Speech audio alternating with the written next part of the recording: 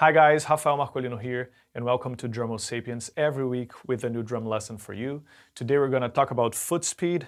On last week's lesson we talked about hand speed, and there's a lot in common between building up foot speed and building up hand speed. I'm going to talk about that, and I'm going to also talk about the psychological aspect of building up speed on the drums in general, because lots of drummers search for that, for being faster, and it's also a reason for a lot of frustration between drummers. Your body has to work in a certain way to build up speed. It doesn't matter if it's with your hands or your feet, but your mind has to understand that too.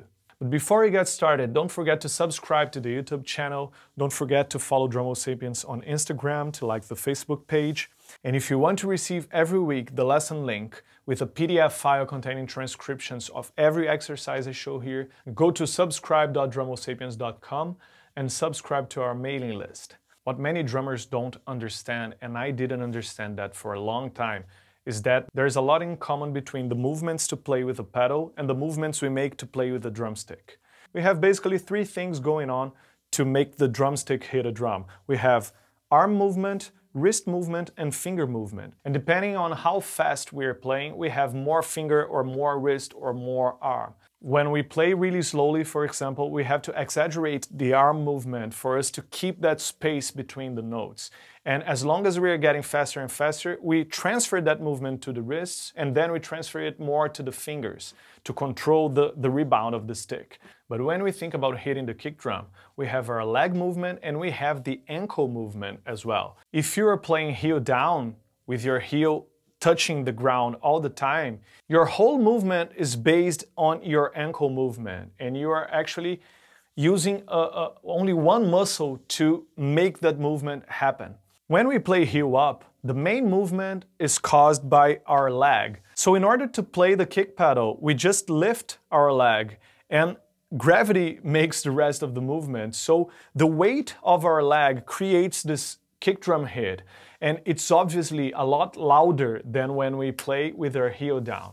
And it's also easier to play faster with our heel up because it's a much bigger muscle that it's creating the movement. But there's a limit to that if you are always moving your whole leg to every hit you're playing on the kick drum. So it's really important to have this ankle movement going on even when we are playing with our heel up. And for me, that was really hard for a long time because I didn't understand that. I was always playing with my ankle really hard, so I had to make this whole leg movement all the time to play the kick drum. And when I realized that I needed to combine leg movement and ankle movement to build up more speed with my kick pedal, that was also really hard for me because I was not used to having my ankle loose. So the strategy that worked for me to build up this looseness of my ankle was to play heel down, to play many exercises with my heel down to get a better ankle movement, and then automatically when I started trying to play faster with my heel up, that movement started happening and things got a lot easier. So I'm gonna show you one exercise for you to play with your heel down and your heel up. But we're gonna start with our heel down, and we're gonna start really slowly because you have to build your self-confidence as well. A lot of people, when they are trying to play faster, they are always trying to play as fast as they can, and we have to be relaxed and stay relaxed to have more control in order to build up speed. So this exercise is actually very simple. I'm gonna play eighth notes with my right hand on the hi-hat, and I'm gonna play the backbeat on 2 and 4. And we're gonna play 4 bars of this groove. In the first bar, 1 note at a time with our kick drum. On the second bar, 2 notes in a row with our kick drum. On the third bar, 3 notes in a row. And in the fourth bar, 4 notes in a row. In each bar, we're gonna add 1 more note to our kick drum, and that is gonna be in 16th notes. So for the first bar, we're gonna play 1 note with our kick drum on beat 1, backbeat on 2, 1 note on beat 3, and backbeat on 4. On the second bar, we're gonna add a second kick drum note on the second 16th note of beat 1 and on the second 16th note of beat 3. Then on the third bar, we're gonna add the third note on the end of 1 and on the end of 3. And on the fourth bar, the last bar of the exercise, we're gonna add a fourth note on the fourth 16th note of beat 1 and on the fourth 16th note of beat 3. And as I said, we're gonna start by playing this exercise only with our heel down.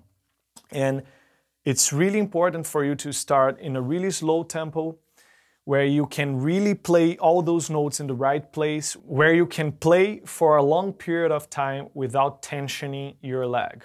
So check it out how it sounds and what happens when I play with my heel down this exercise.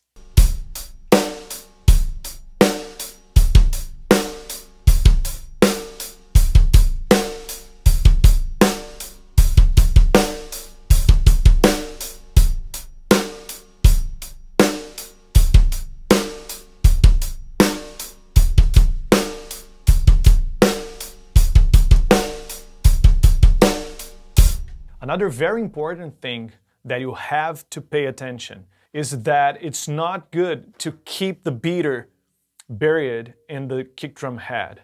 A lot of people play like that. Every kick drum hit, they keep the beater touching the kick drum head, and that's really bad for speed. Like we do with our drumsticks, we have to respect that rebound, right? So it's the same thing with our feet. And by doing that, you get actually a much better kick drum sound. So it doesn't matter if you're playing heel down or heel up, it's very good to try to keep the beater going back from the head, respecting that rebound of the beater as well. Now I'm gonna play the same exercise using my heel up, and you're gonna notice that there is a lot of ankle movement going on. I'm playing at 80 beats per minute this exercise, and that's actually really fast. I really recommend you to start a lot slower than that. But I'm playing this speed to show you how I have to transfer that movement from my leg to my ankle for me to be able to play in that speed. And as I said, it's really important to let the beater come back. And you can also notice that when I stop playing all those notes in a row, it doesn't matter if I'm playing 1 note, 2 notes, 3 notes, or 4 notes. When I finish that sequence of kick drum notes, I put my heel down again when I'm not playing the kick drum, because we need to stay relaxed. If I'm keeping my heel up all the time, even when I'm not playing, I'm automatically tensioning my leg muscles. So in order for you to be the more relaxed you can, you have to understand that when you're not playing the kick drum, you have to rest your leg on the ground again. So now check it out how this exercise happens with my heel up.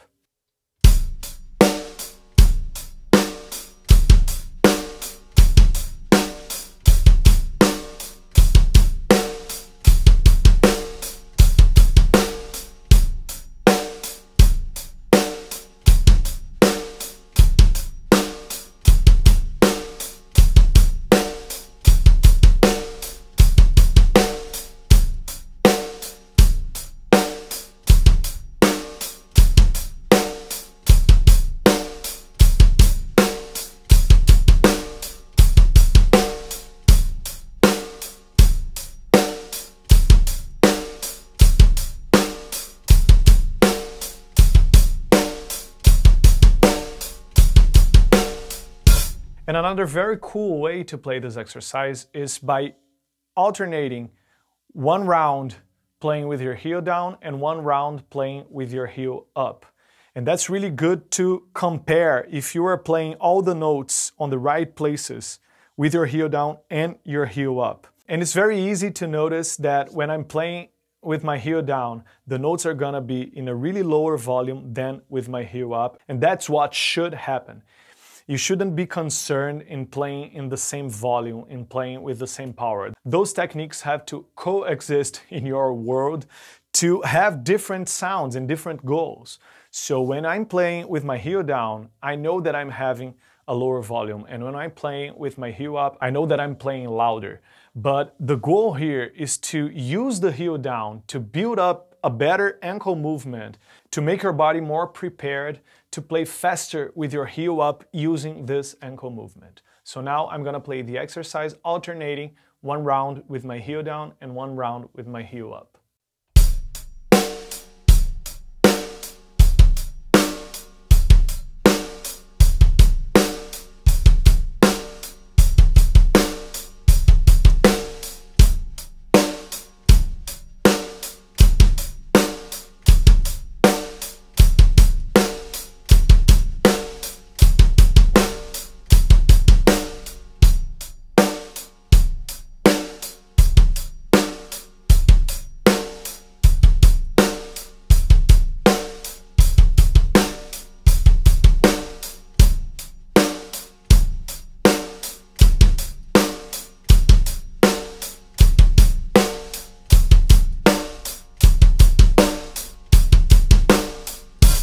I hope this exercise is as useful for you as it is for me. This is not the first lesson I film talking about this topic. There is also another lesson where I talk about bass drum, control, and speed. So if you want a different exercise to help you build up that foot speed, I'm gonna put the link of this previous lesson where I talk about it here in the description. If you play with a double pedal or 2 kick drums, you should also play this exercise with your left foot. That's really important as well to build up speed with a double pedal and a double kick drum, because sometimes it's our weak leg that make us not able to play faster, but not always we can feel that and we can identify that. So I really recommend those of you who use a double pedal to play that exercise in the same way with your left foot. I do that all the time and it helps me a lot to play faster licks and grooves using my double pedal, okay? Don't forget to subscribe to the YouTube channel. Don't forget to follow Drummo Sapiens on Instagram, to like the Facebook page. And remember, if you want to receive every week the transcriptions of those exercises in a PDF file, with the lesson link straight to your email, go to subscribe.drummosapiens.com and sign up for our mailing list. I see you next week.